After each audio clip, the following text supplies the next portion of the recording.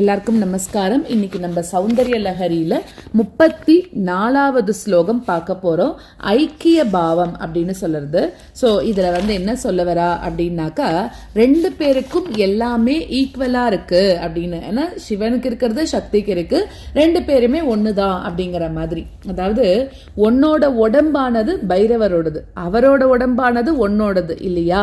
ஒருத்தரோட ஒருத்தர் ஆனந்த பைரவி ஆனந்த பைரவராக இருக்கிறது அப்படின்னு சொல்றோம் இந்த இடத்துல. சோ இந்த இடத்துல நம்ம பார்த்தோம் அப்படின்னாக்கா, மகா பைரவர், ஆனந்த பைரவர், காமேஸ்வரர் இப்படி எல்லாம் சொல்றோம் இல்லையா? இவாளுக்கு காமேஸ்வரியாக ஐக்கிய பாவத்தோட அம்பாள் இருக்கா அப்படின்னு அர்த்தம். இப்ப பார்த்தோம்னாக்கா சிவனுக்கு நம்ம பார்க்கிறோம் சந்திரனும் சூரியனும் ரெண்டு கண்களா இருக்கு. ஆனா அம்பிகைக்கு அதே சந்திரனும் சூரியனும் ரெண்டு ஸ்தனங்களாக இருக்கு இல்லையா?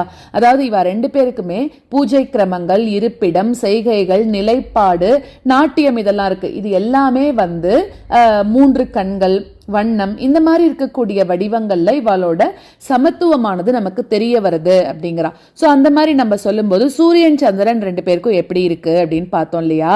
சோ இந்த மாதிரி ரெண்டு பேருக்குமே அடுத்தது பார்த்தோம்னா ஜடாமுடி ரெண்டு பேருக்குமே இருக்கும் அப்படின்னு சொல்றோம். இதே மாதிரி அவ ரெண்டு பேருக்கும் நிறைய விஷயங்கள் ஒத்துமையா இருக்குன்னு சொல்லலாம். எந்த விதமான அழுக்கும் இல்லாம ஆத்மாவாக நீ இருக்க. யாருக்கு ஆத்மாவாக இருக்க? அதாவது நவவியூக ஸ்வரூபியா இருக்கக்கூடிய அந்த சிவனுக்கு நீ ஆத்மாவாக இருக்க அப்படின்னு சொல்றா.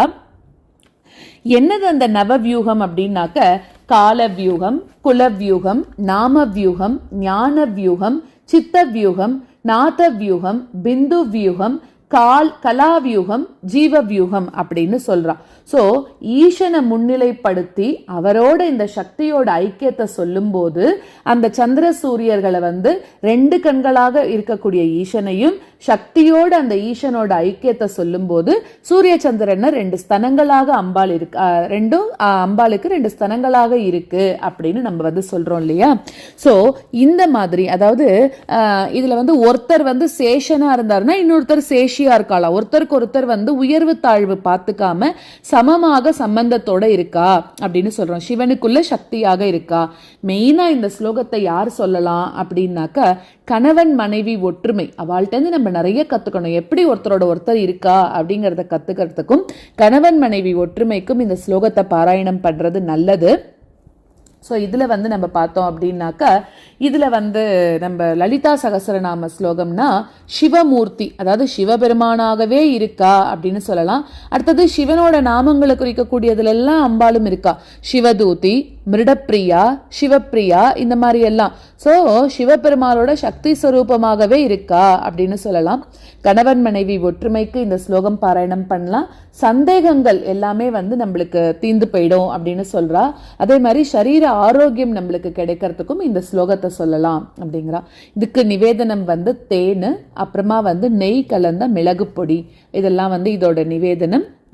ஸோ शरीरं त्वं शम्भोः शशिमिहिरवक्षोरुहयुगं तवात्मानं मन्ये भगवति नवात्मानमनगम् अतः शेषशेषीति अयमुभयसाधारणतया स्थितः सम्बन्धो वा समरसपरानन्दपरयोः शरीरं त्वं शम्भोः शशिमिहिरवक्षोरुहयुगं तवात्मानं मन्ये भगवति नवात्मानमनगम् अतः शेषशेषीति अयमुभयसाधारणतया स्थितः सम्बन्धो वा समरसपरानन्दपरयोः